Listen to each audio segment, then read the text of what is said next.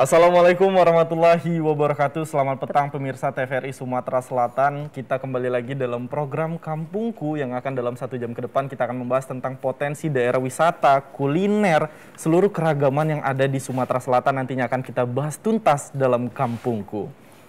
Dan kami ingatkan kembali kepada masyarakat untuk selalu mematuhi protokol kesehatan dengan cara menggunakan masker, mencuci tangan, menjauhi kerumunan. Ya. Menjaga jarak dan juga mengurangi mobilitas. Mengurangi mobilitas di luar rumah tentunya. Dan M yang terakhir, 6M tambahan menyaksikan Kampungku, Yuli. Betul ya. sekali. Dan juga kami ingatkan juga untuk pemirsa di rumah yang ingin kampungnya diekspos, nanti boleh langsung hubungi nomor yang ada di bawah ini. Oke, Yuli, apa kabarnya, Yuli? Alhamdulillah baik. Jaga jarak, jaga jarak, Maaf. tetap jaga jarak. Iya, Kita ngingetin protokol tapi tidak menaati protokol, nanti diprotes kita. Oke, Yuli, apa kabarnya? Alhamdulillah baik. Sona sendiri apa kabarnya? Oh, pasti baik saya mah. Tidak mungkin tidak baik-baik saja. Dan semoga selalu sehat juga ya untuk pemirsa yang ada di rumah. Amin. Oke, Yuli, informasi yang pertama dari Kampungku ada apa ini, Yuli? Sebentar, aku mau tanya dulu nih, apa? Suwarna.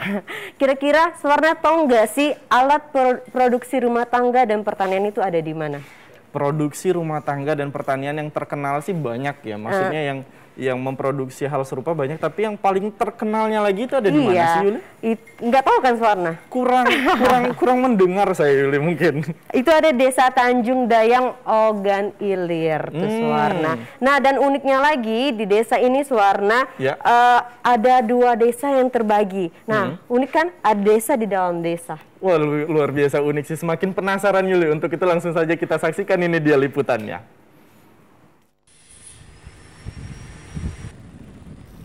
Desa Tanjung Dayang adalah salah satu desa di Kabupaten Ogan Ilir, Sumatera Selatan. Cukup dikenal sebagai tempat para pengrajin pandai besi. Desa Tanjung Dayang terbagi menjadi 2 desa, yakni utara dan selatan, yang dipisahkan oleh aliran sungai.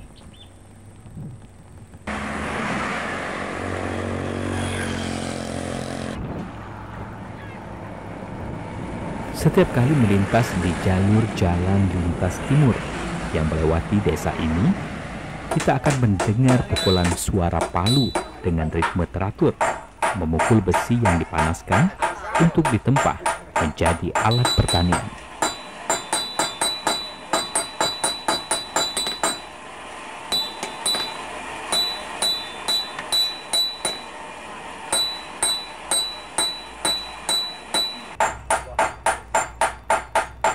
Ya, inilah sebagian besar mata pencaharian warga desa Tanjung Dayang untuk memenuhi kebutuhan hidup. Keahlian pandai besi merupakan keahlian yang didapat secara turun-temurun.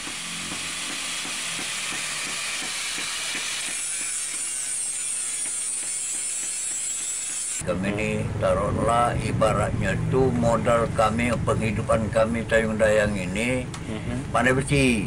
Kemudian banyak yang merantau sampai ke daerah-daerah lain seperti Pagar Alam, Ranau, juga Lampung.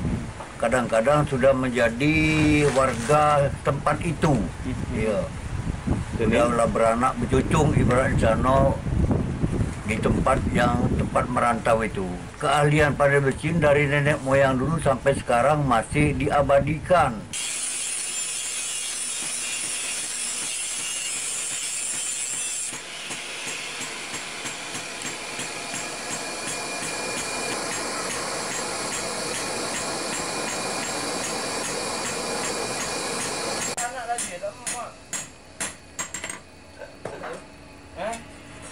Usaha keahlian pandai besi membuat berbagai jenis senjata tajam, mulai dari pisau, golok, hingga pedang samurai.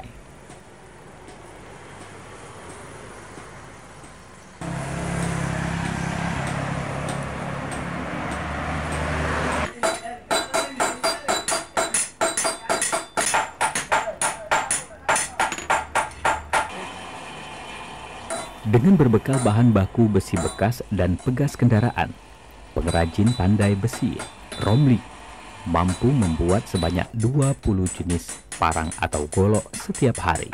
Tentu saja, kualitas untuk setiap hasil produksinya menjadi utama.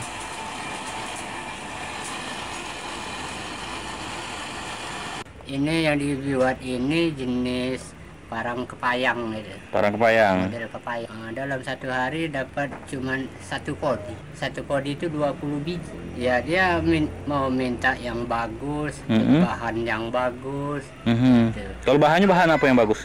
Bahan itu dari besi per. Jadi sudah berapa lama keahlian pandai besi ini? Sudah 10 tahun. 10 tahun. Awalnya ini belajar dari siapa? Awalnya belajar dari bapak. Belajar dari bapak. Kualitas yang baik membuat produk mereka diminati tidak hanya di daerah sekitar, namun juga hingga keluar daerah, seperti pagar alam, danau ranau, bahkan keluar provinsi seperti Lampung dan Bengkulu.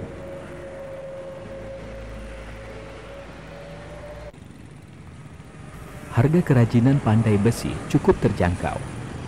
Pembeli cukup mengeluarkan Rp10.000 untuk sebuah pisau dan Rp50.000 untuk satu buah golok.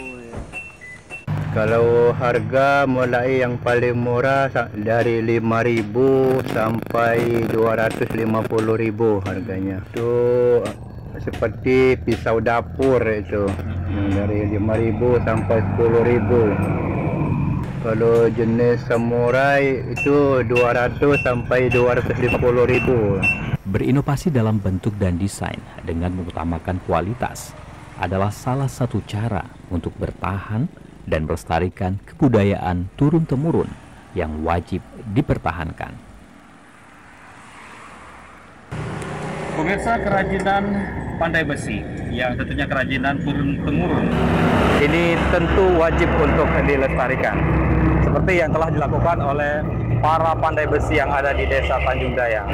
Meskipun banyak sekali tantangan seperti peluang kerja di era saat ini. Dari Desa Tanjung Dayang, Adi Muhammad Said.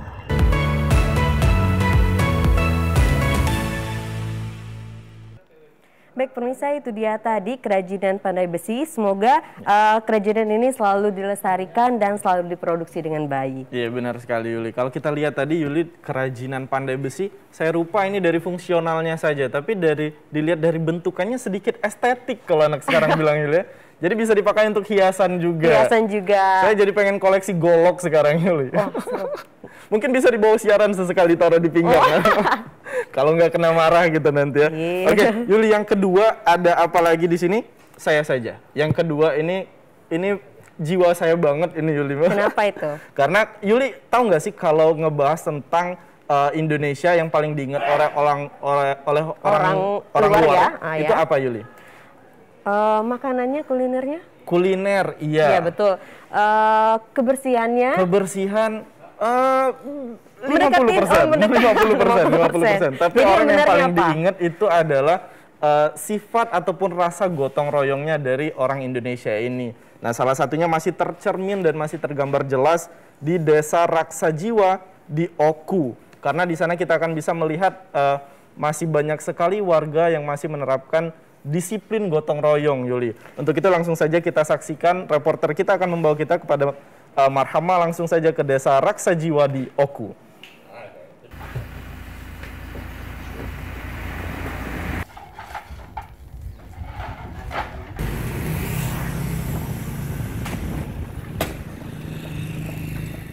Kontras dengan kehidupan kota, sekelompok warga ini sedang bergotong royong mengganti atap sebuah rumah tua.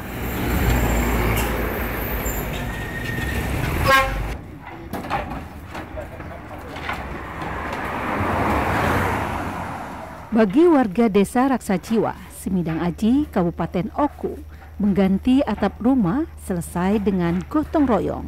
Tidak perlu keluar uang banyak untuk membayar tukang.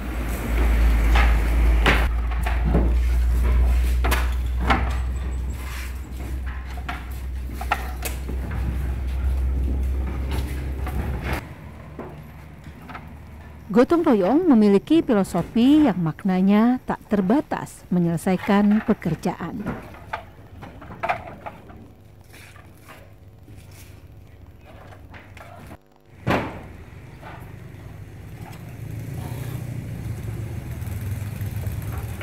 Di sini tak ubahnya forum silaturahmi, saling sapa dan saling bertukar informasi.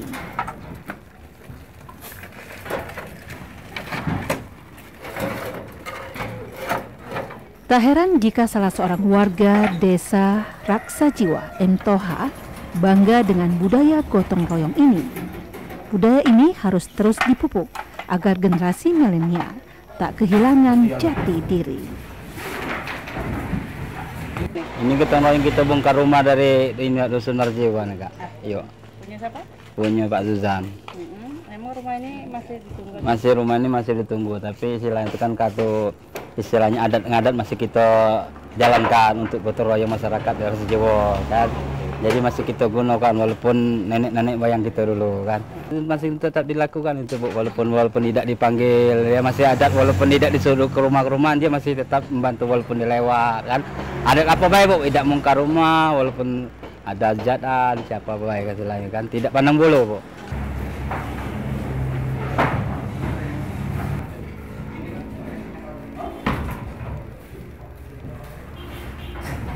Di pedesaan di Sumatera Selatan, budaya gotong royong ini memang sangat kental. Sebutlah prosesi pernikahan. Semuanya selesai dengan adat bergotong royong. Yang kerjasama lah gitu kan, di Dusun Raksajiwa Ulugan. Ini kan rumah tua, jadi butuh perawatan lah gitu, ganti atapnya gitu kan. Jadi ini inisiasi aja gotong royong bersama ya? Iya, inisiatifnya. Pokoknya kerjasama itu masih dipakai, Bu. Tanpa diajak, mereka datang ke rumah. Satu, dua, tiga.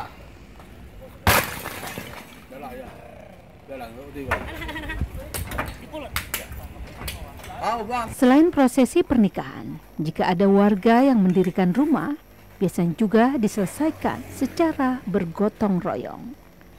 Termasuk juga perbaikan rumah yang cukup besar, seperti membongkar dan mengganti atap rumah yang dalam bahasa setempat sering disebut membongkar bubungan.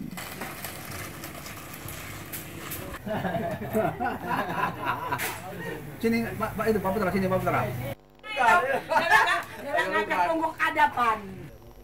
Biasanya si pemilik rumah menyediakan konsumsi sebagai tanda terima kasih dan kebersamaan. Lebih jauh dari itu, filosofi gotong royong sebetulnya adalah milik Indonesia. Tinggal bagaimana mewariskannya ke generasi muda. Saudara, perilaku gotong royong bukan hanya tentang menyelesaikan pekerjaan. Bergotong royong dalam masyarakat menumbuhkan rasa dan sikap saling tolong-menolong. Dan hal yang sangat penting adalah menumbuhkan rasa kekeluargaan di tengah masyarakat. Dengan bergotong royong, semua akan tertolong. Saya Marhama.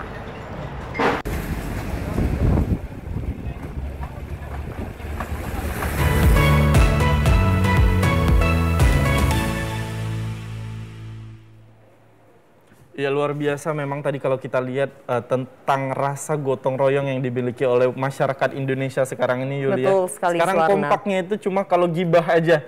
Kalau gibah ya gotong royong. Tapi kalau kayak kita lihat tadi ada yang bongkar rumah, ada yang bikin kebun, ada yang seluruhnya. Ya, iya semuanya digotong royong. Jangan gibahnya aja digotong royongin sekarang Yulia. Oke, Yuli selanjutnya ada apa lagi Yuli? Nah, Suwarna, kalau tadi kita sudah bahas tentang budaya. Ya. Salah satu hal yang terpenting juga itu pendidikan. Setuju nggak sih? Setuju banget Yuli. Ya, karena mengingat pendidikan itu nomor satu. Satu. Bentar, karena prinsip aku no beauty without education. Wah, luar biasa. Tapi kalau Yuli mah udah beauty, udah education. Wah, terima kasih. Udah educate juga orangnya Yuli ya. Oke, kenapa Yuli penting banget pendidikan ini? Karena gimana ya Suwarna, kalau tanpa pendidikan itu kita nggak bisa berbuat apa-apa. Bener banget, sama halnya yang dilakukan oleh dari Rumah Inspirasi Pendidikan yang ada di Palembang. Yuli tahu nggak? Kenapa? Rumah Inspirasi yang ada di Kota Palembang ini sangat fokus terhadap pendidikan anak-anak yang ada di Kota Palembang. Yuli pasti tahu dong? Tahu. Gimana nih sih kegiatannya dari Rumah Inspirasi Kota Palembang ini Yuli? Kita langsung saja bawa permisa untuk melihat bagaimana kampung pendidikan yang ada di Kota Palembang. Ini dia untuk Anda.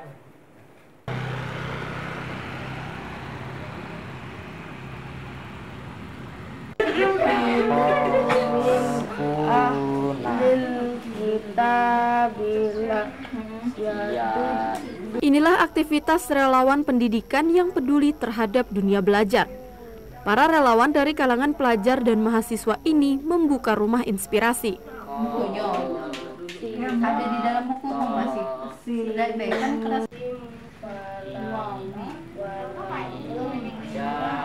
Rumah inspirasi tambak berada di kawasan Sugi Waras, Lorong Nangka 1, Kelurahan Talang Jambe, Palembang.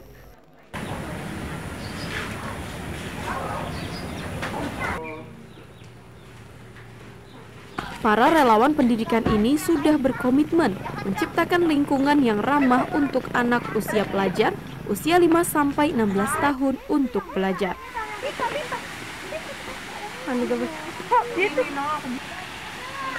Kanan, ku satu jari kiri, ku gabung jadi dua, ku buat jembatan, ku buat dua jari kanan, ku dua jari kiri. Hadirnya kampung pendidikan ini menjadi fasilitas anak-anak mengembangkan kreatif dan inovatif, serta kreasi sesuai minat dan bakat anak.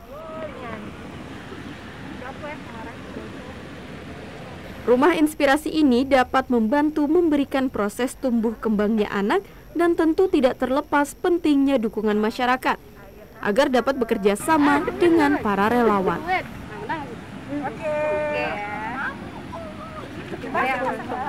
Program Rumah Inspirasi Tambak ini sebagai bentuk kepedulian dan gerakan masyarakat dalam membantu menyiapkan masa depan anak yang memiliki karakter, mandiri, dan mampu bersaing.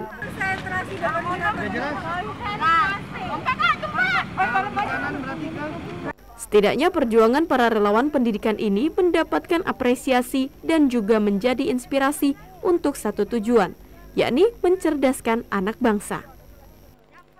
Berbicara tentang pendidikan tidak hanya tentang belajar dan mengajar, tapi juga mengajarkan tentang karakteristik. Karakteristik itu sangat penting karena membentuk pemimpin mulai dari kecil, yaitu tentang religius.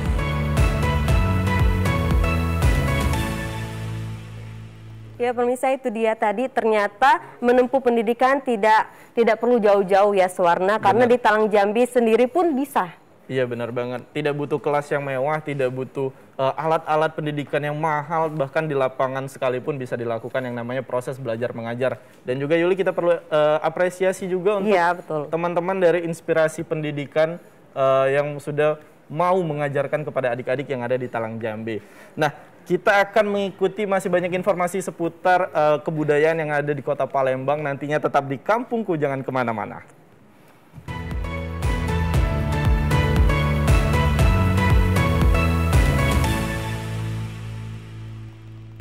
Goyang bambang, Yuko dulu gitu. Jadi berapa pempek? Apa dia? Pempek, berapa? Tak ajak maca dengannya. 1,000. Hai, cukup saja dah tadi. Bayu, ambil ke. Nah, ini cukup. Cukup boleh. Cukup. Oh, membahasa kita ni cukup. Baik. Aku mana? Oh, ada cukup. Oh, ada cukup. Baik. Ada. Dengan ni banyak makan. Sesuai badan. Baik. Oh, ai. Baru lagi tadi.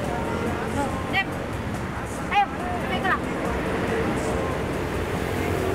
Nabi, aku sikok Sikok be. Yo. Cukup be. Alang kecak terkipalnya sikok. Dok. Lapar haus dengan ini. Haus. Oh, hai. Cari padi, cari pelanggan. Asing ke dapat? No, ini kan. Nampak be. Ikut lagi be. Ikut be. Jauh.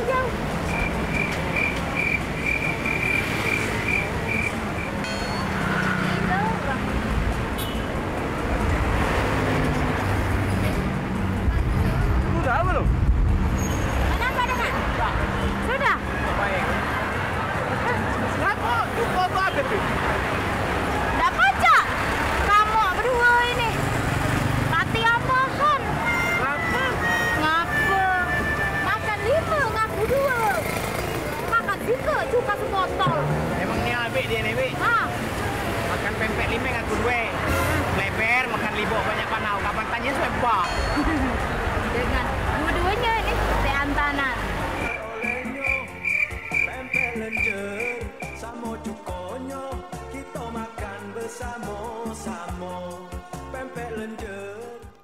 Yang duran, payah, mampir.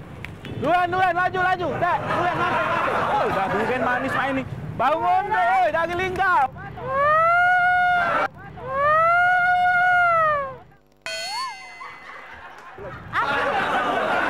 Duran deh, dah ada pulak semangkuk. Ini nah, ambil lah. Habis sih bayar aku ni, paris juga.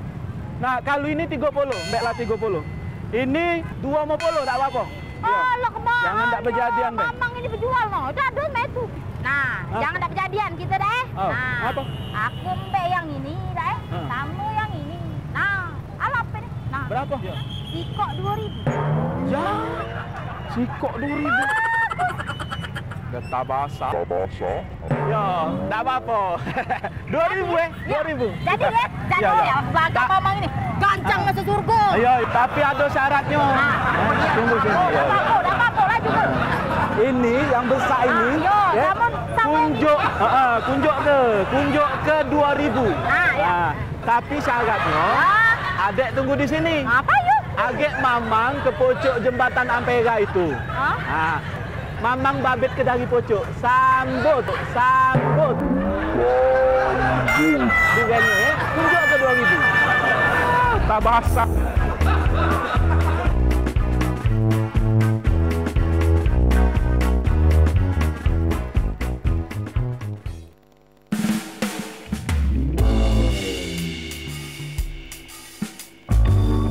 Bapak-bapak, ibu-ibu, jadi hari ini kita akan melakukan vaksinasi.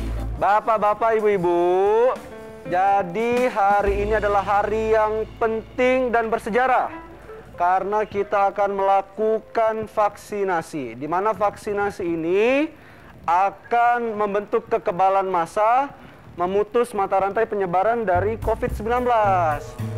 Nah, jadi ini suntik dos agak dulu masuk ke foto.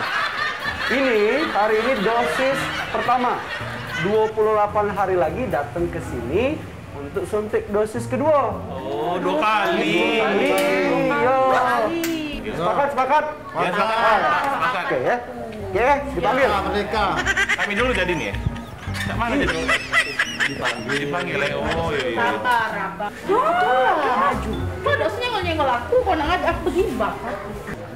Itu nih. Woi kau vaksin ini penting Black untuk kepentingan kita sama-sama. Jadi kalau kau divaksin kita terbebas dari virus corona. Benar. Nah, melindungi kau. Pengalaman Black. Dengarkan dulu.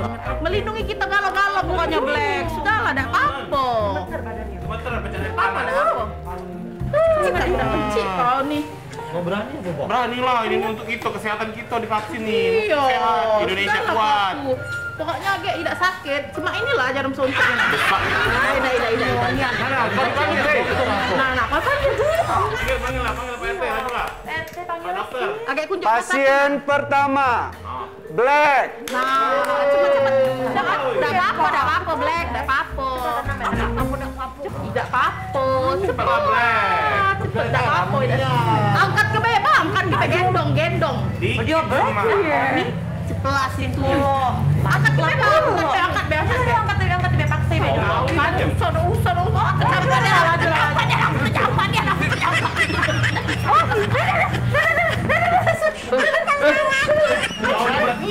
Masa aku deh, aku bisa. Iya, kamu yang itu lah yang. Baik deh. Bicara dong, baliklah. Nah, Ibu. Ini dok, aku udah takut vaksin COVID itu tuh yang cak di TV-TV itu mah. Gak apa-apa kok Bu, vaksin itu aman. Dok, nian doknya tidak sakit ya dok. Awaslah dokter misal sakit, apa ada apa-apa dok, mati dok. Harta-harta aku yang banyak di dusun itu dok. Siapa orang meninggal kenyang. Tidak sakit dok ya? Tidak sakit mau ternyata suntik vaksin itu. Nah, kamu yang ada di rumah jangan takut untuk vaksin. Tidak sakit sama sekali. Makasih ya dok.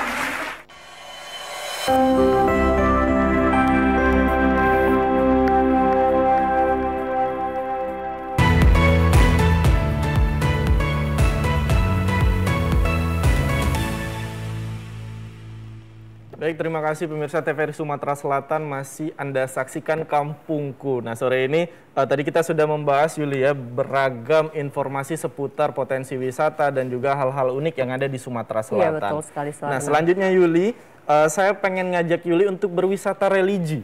Kemana tuh? Di Talang Jambe, di sana ada Kampung Santri namanya. Apakah sesuai dengan lagu Suasana di Kota Santri? Udah, Ini cukup, Kampung Santri. Ini Kampung Santri tapi bukan Kota Santri ya. Suwarna, dan uniknya lagi Kampung Santri ini sudah diresmikan dari tahun 2015. Iya, jadi sudah lama, Yulia. Sudah dan juga, lama. Dan juga di Kampung Santri ini kita akan melihat yang namanya wong Palembang tuh kalau ngomong ya dunia galo lah. Di sinilah kita belajar agama. Nah, langsung saja kita saksikan liputannya. Ini dia Kampung Santri.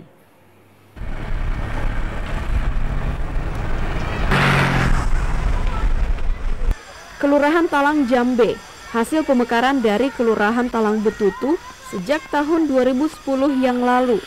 Dengan luas wilayah kurang lebih 1.163 hektar.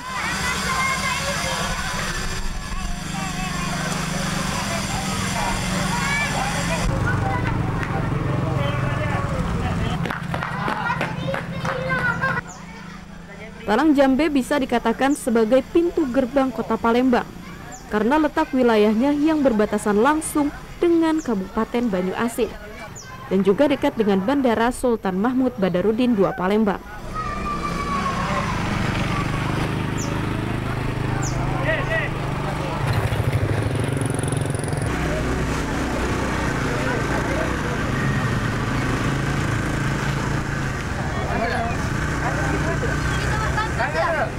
Kelurahan ini dikukuhkan sebagai kelurahan atau kampung santri pada tahun 2015 lalu dan cukup beralasan karena banyak pondok pesantren berdiri di kampung ini.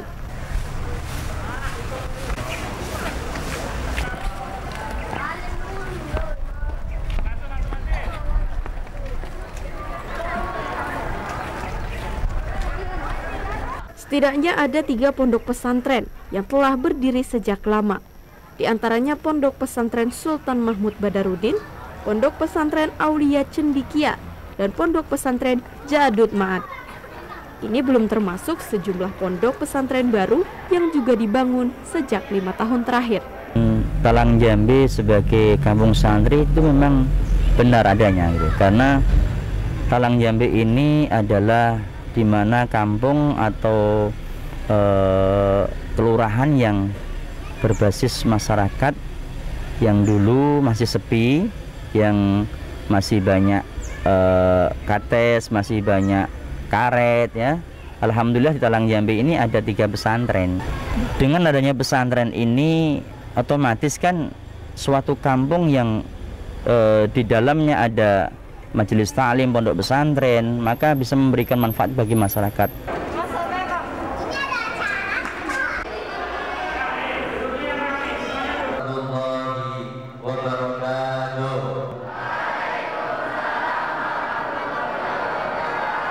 Dari beberapa pondok pesantren yang ada di Talang Jambe, Pondok Pesantren Sultan Mahmud Badarudin adalah yang paling dulu berdiri, yakni sejak tahun 1993 silam. Kalau ingin masuk surga, tunjuk tangan. Iya, dunianya langsung. Warga Talang Jambe mengaku bangga karena banyak pondok pesantren berdiri di sini, sehingga tak perlu jauh-jauh mengirimkan anaknya untuk belajar agama ke ponpes di Pulau Jawa. Ya, alhamdulillah kalau untuk di Talang Jambe ini memang banyak sekali ini ya pondok pesantren. Alhamdulillah dari masyarakat ini kami sangat senang karena anak-anak di sini banyak juga mereka bisa mengenal agama yang lebih seperti itu, bersosialisasi baik, berakhlak yang baik. Ya benar, jadi tinggal jalan kaki sampai kayak gitu. Harapannya semoga di Talang Jambe ini semakin maju pondok pesantrennya, kemudian masyarakatnya jadi lebih adem damai seperti itu. Greetings, memberi salam informal. Kalau greeting formal itu digunakan untuk bertemu siapa? Talang Jambe yang dikenal sebagai kampung santri ini menunjukkan adanya harapan atau visi untuk mewujudkan masyarakat berciri khaskan santri, yakni cinta ilmu. Masyarakat diwarnai oleh kehidupan keagamaan, aman, damai, dan islami. Selain itu, Talang Jambe dekat dengan Bandara SMB 2 yang sangat potensial dijadikan kelurahan percontohan kehidupan islami.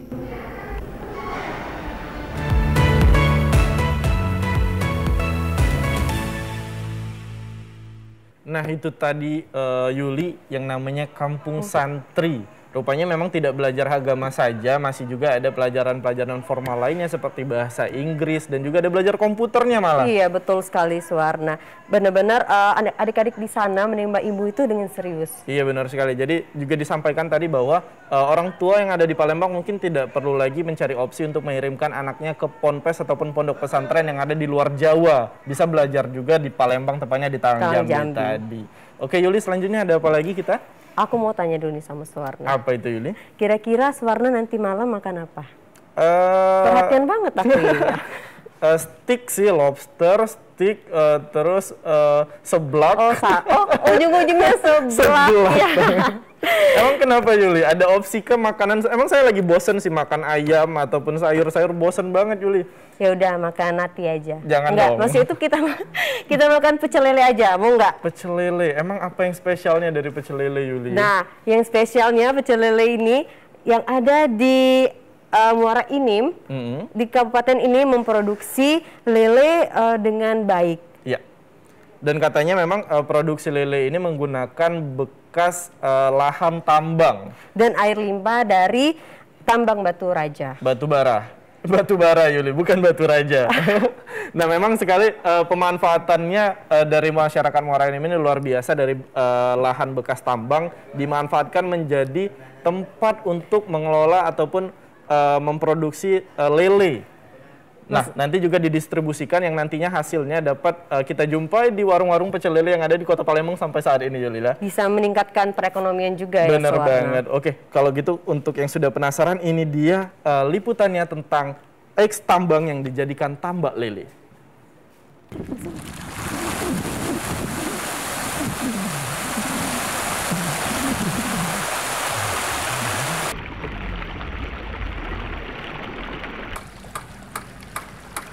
Eks tambang batubara di Tanjung Enim memberikan solusi kehidupan bagi warga desa Bedeng Obak Muara Enim. Ya, ini menjadi peluang ekonomi yang cukup menjanjikan. 100 kepala keluarga yang tinggal di desa Bedeng Obak ini membudidayakan ikan lele di kolam limbah eks tambang batubara. Dalam usaha budidaya ikan lele, mulai dari pembibitan hingga siap panen, membutuhkan waktu lebih kurang 2 bulan, sudah bisa dipanen dan menikmati hasilnya. Dari budidaya ikan ini, warga dapat menghasilkan uang per bulannya mencapai Rp2.500.000 dari satu kolam. Rata-rata setiap kepala keluarga memiliki 10 kolam ikan lele. Memanfaatkan limbah perusahaan dari tambang Bukit Asam. Jadi limbah itu kita uji coba untuk ternak ikan lele, rupanya berhasil selama ini. Jadi pengolahannya juga kita sistem penampungan airnya juga kita saring. Sudah itu baru kita dialirkan ke kolam-kolam untuk peternakan ikan lele. Selama ini memang masyarakat di Tanjung Enim tidak ada memanfaatkan limbah PT Bukit Asam. Karena limbah PT Bukit Asam ini katanya pencemarannya lebih tinggi, padahal tidak. Tapi buktinya kami sudah lama di sini, selama dari tahun 99 sampai 2021 menggunakan limbah PT Bukit Asam ini sudah berhasil untuk ternak ikan lele selama ini. Tidak hanya membudidayakan ikan lele di air limbah tambang, warga juga memanfaatkan hektaran lahan eks tambang batubara, beternak sapi dan domba. Lahan eks tambang batubara yang semula terbengkalai, namun dengan kreativitas dan kegigihan warga desa menjadikan kolam air limbah tambang ini bermanfaat dan bernilai ekonomi. Intinya, setiap ada kemauan pasti ada jalan untuk menggapai kesuksesan.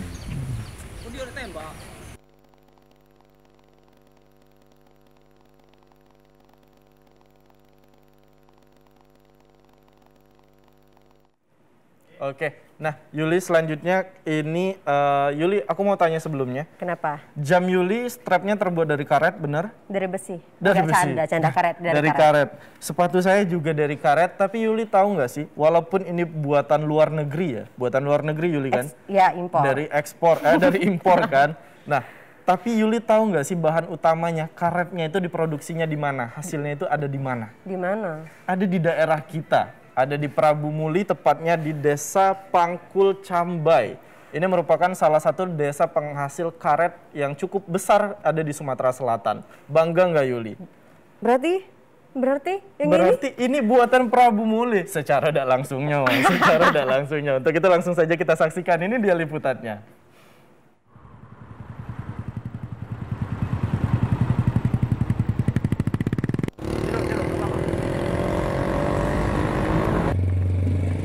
Jika dari Palembang menuju Prabu Muli, desa Pangkul ini akan pertama kali dijumpai. Tepatnya berada di Kecamatan Cambai. Lokasinya dekat dengan pusat pemerintahan menjadikan desa ini cukup strategis.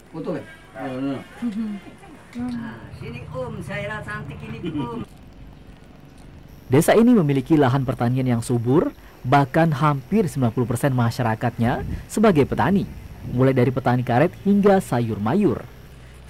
Maka tidak heran, sejak dulu desa ini sebagai salah satu pusat pertanian di wilayah Prabu Muli, salah satunya pembibitan karet. Biayanya ya untuk sambilan Mas.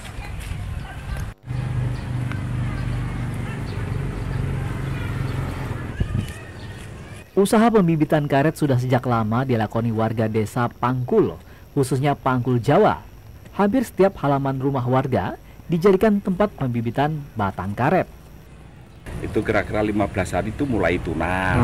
Nah, mulai tunas kira-kira seminggu lagi itu sudah mulai panjang, dipilih nanti. Yang panjang-panjang, yang agak tua-tua itu dikelompokkan sendiri. Itu yang siap jual. Untuk bibitnya kita beli harga berapa, Pak? Sementara macam-macam, Mas. Ada yang 1.600. Ada yang 1.400, macam-macam lah.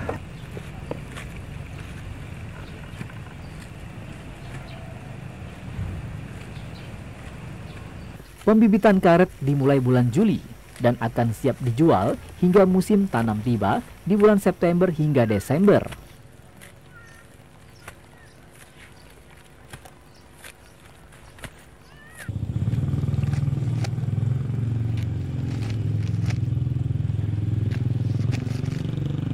Usaha ini cukup menjanjikan, terlebih di tengah sulitnya ekonomi akibat pandemi COVID-19. Iya, tapi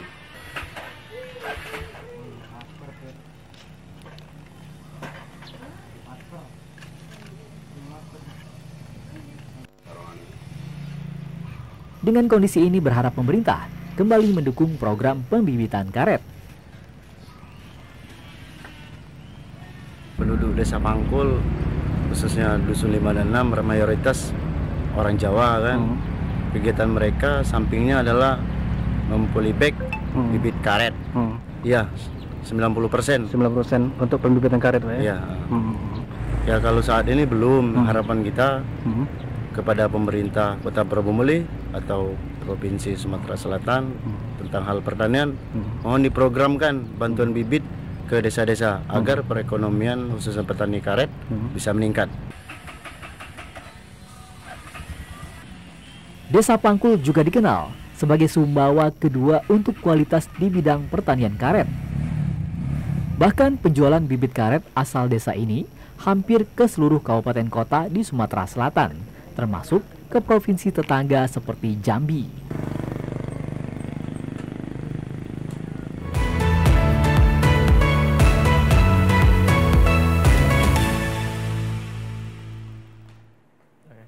Baik, itu dia tadi Kampung Sentral Pembibitan Karet ya. Kali ini aku mau ajak pemirsa di rumah dan Suwarna untuk menelusuri kampung wisata bersejarah. Di mana itu, Yuli? Penasaran kan? Penasaran dong. Nanti kita akan bahas lengkapnya. Jangan kemana-mana, tetap di Kampungku.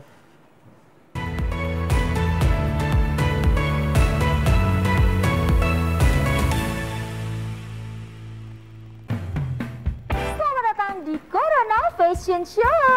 Fashion show menarik, gaya nyentrik namun mengkritik. Kita sambut peserta pertama kita dengan tema anti kuman, anti bakteri, dan antivirus. Selalu mencuci tangan dengan air yang mengalir. Sebelum dan sesudah melakukan aktivitas. Atau menggunakan hand sanitizer. Peserta selanjutnya dengan tema jaga jarak aman.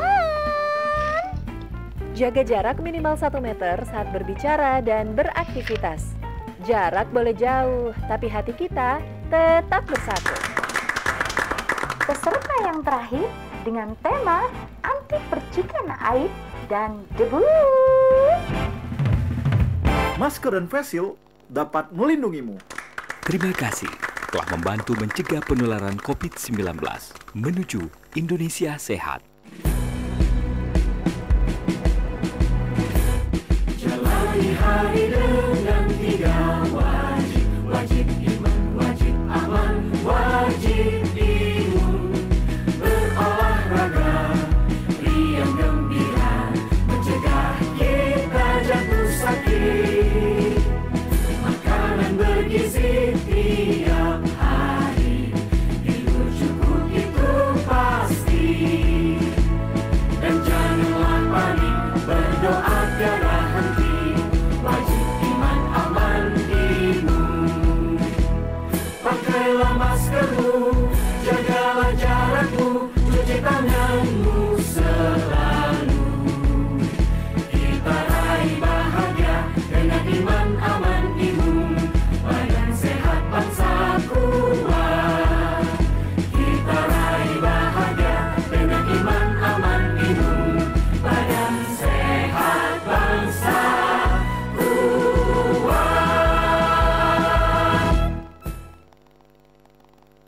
Di masa-masa pandemi kayak gini, jangan lupa untuk rajin cuci tangan ya, Pak.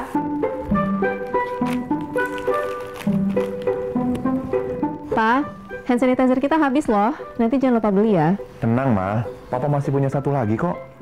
Aman. Hai, sayang. Pak, jangan Ya? lupa jaga jarak ya, Pak. Iya, kalian berdua belajar ya? Iya. Ya udah, belajar yang benar ya. Ya. Papa tinggal dulu ya.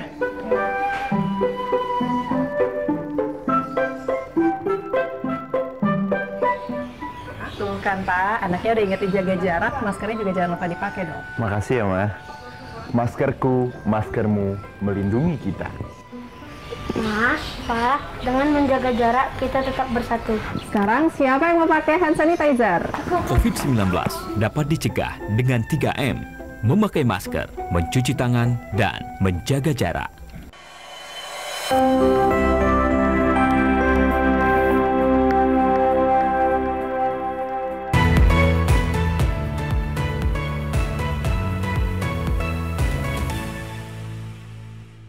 Baik, terima kasih Anda masih bersama kami di program Kampungku.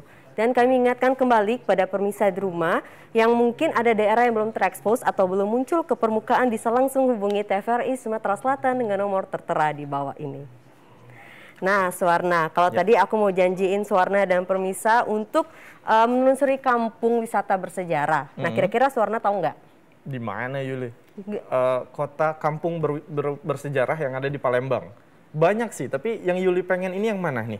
Aku mau ajak Suwarna itu ke Taman Purbakala Kerajaan Sriwijaya. Mungkin nggak asing lagi kan dengar taman ini? Sudah tidak asing dong, pasti sudah banyak masyarakat Palembang yang ke sana. Tapi bagi yang belum tahu, Yuli, boleh diinformasikan ada apa saja di sana? Ternyata di Taman Purbakala itu terdapat peninggalan prasasti yang dibuat dipercaya menjadi kerajaan terbesar di Asia Tenggara. Bener banget, masih banyak sekali peninggalan-peninggalan dari kerajaan Sriwijaya tentunya yang akan mengingatkan lagi masa-masa kejayaan Sumatera Selatan, tepatnya kerajaan Sriwijaya pada zaman dulu, Yuli ya. Iya, baik. Kita langsung saja, Suwarna ya, kita lihat ini dia untuk Anda. Ya.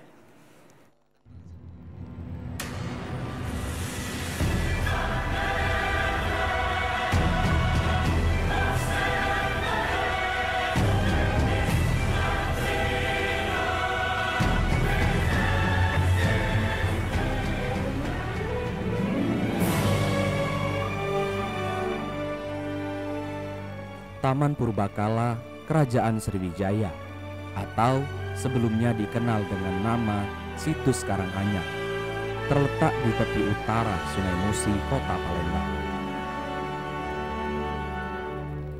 Di kawasan ini ditemukan banyak peninggalan purbakala yang menunjukkan taman ini pernah menjadi pusat permukiman dan pusat aktivitas manusia.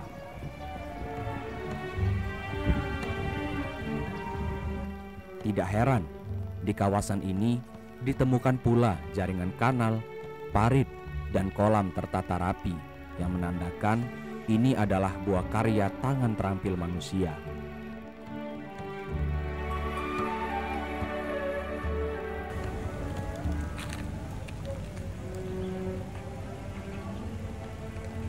Taman Purbakala yang sebelumnya Situs Karanganyar dipugar dan diresmikan Presiden Soeharto pada tahun 1994. Kerajaan Sriwijaya yang sudah ada sejak tahun 671 Masehi dipercaya sempat menjadi kerajaan terbesar di Asia Tenggara.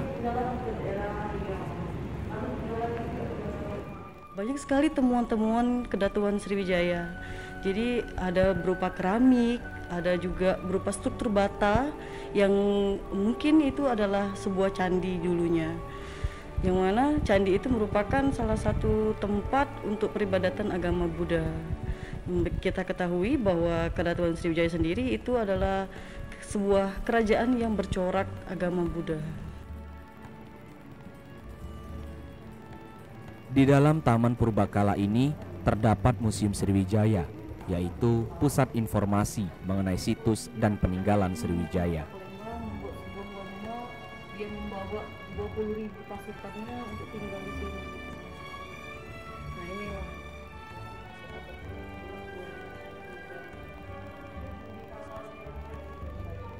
Selama masa pandemi, Museum Sriwijaya tutup sementara, akan tetapi pengunjung masih bisa berwisata menikmati Museum Sriwijaya melalui virtual.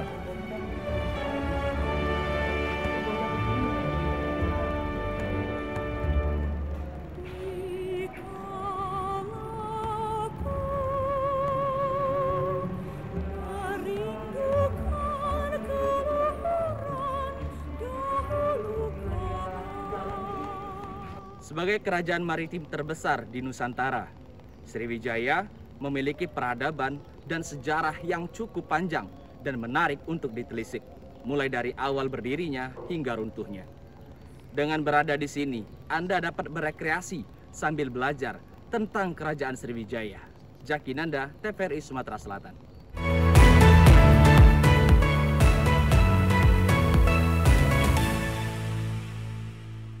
Iya Yuli, tadi kita sudah hadirkan tentang kampung wisata bersejarah, mungkin bisa jadi alternatif bagi pemirsa di rumah yang nanti Sabtu atau Minggu nanti ingin mengajak keluarga, pacar mungkin teman-temannya untuk berwisata sambil belajar.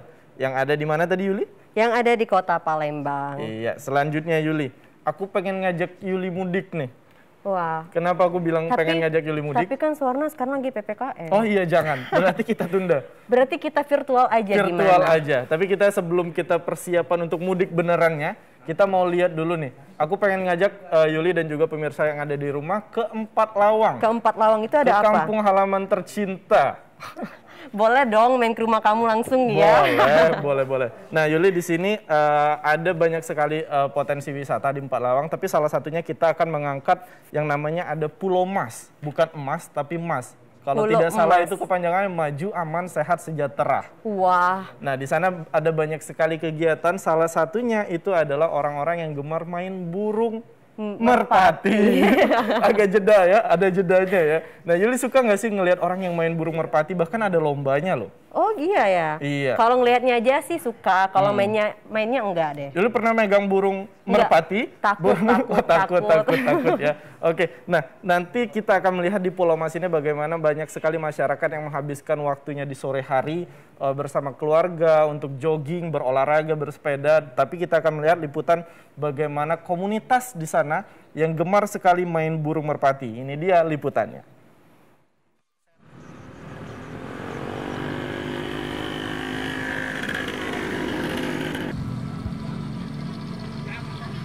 Masyarakat Tebing Tinggi Kabupaten Empat Lawang tentu tidak asing lagi dengan kawasan sentra pasar di Tebing Tinggi ini, atau lebih dikenal dengan Pulau Emas.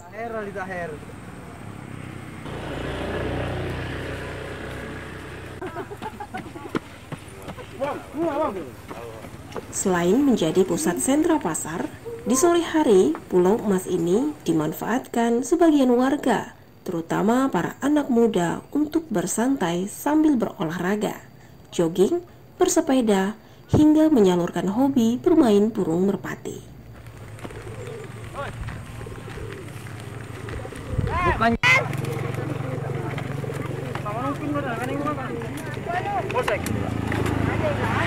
Aktivitas bermain burung merpati yang sudah jinak dilakoni para pemuda setiap harinya, dimulai dari pukul 4 sore hingga 6 sore.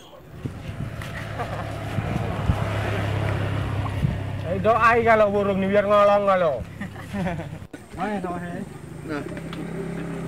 Komunitas burung ini menyalurkan hobi dan sekaligus melatih burung merpati untuk diikut sertakan di berbagai macam event perlombaan.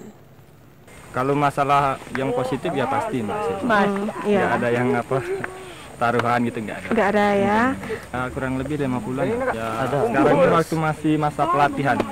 Sekarang ini kan burung ini kan belum ada yang jauh, masih dekat sama, belum ada bisa ngolong gitu, Mbak. Kalau sudah cuma rata ngolong kan bisa ada perlombaan nanti. Tidak hanya jenis burung merpati, komunitas pencinta burung ini juga mengoleksi burung-burung unik lainnya. Tentu saja kawasan Pulau Emas ini menjadi lokasi ajang hiburan tersendiri bagi warga, seperti Saripudin yang sengaja mengajak anak-anaknya untuk menonton langsung permainan burung merpati yang dilakoni para pemuda di Tebing Tinggi. Ya, tiap sore kita sambil hiburan anak-anak ini, para menghibur anak ya, supaya tidak jenuh di rumah kan, apalagi masa pandemi ini. Jadi kita mau itu anak-anak ataupun orang dewasa itu agak jenuh ya kan. Yang penting kita jaga jarak aja walaupun kita ada di daerah kan. Kawasan terbuka atau sebuah taman bermain sangat dibutuhkan bagi warga. Selain tempat bersantai juga dapat menyalurkan aktivitas. Ya saudara, memang idealnya kawasan terbuka ini dibutuhkan oleh masyarakat terutama bagi warga Kabupaten Empat Lawang. Hal itu sekedar untuk mereka melepas penat, berolahraga, bersantai, hingga menyalurkan hobi bermain burung merpati. Dari Empat Lawang, Diah Anggraini, TVRI Sumatera Selatan.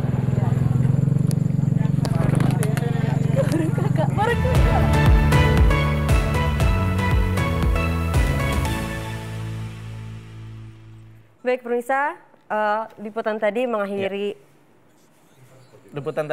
perjumpaan kita sore hari ini. Tetap saksikan Kampungku setiap hari Selasa pukul 17 waktu Indonesia Barat sampai 18 waktu Indonesia Barat.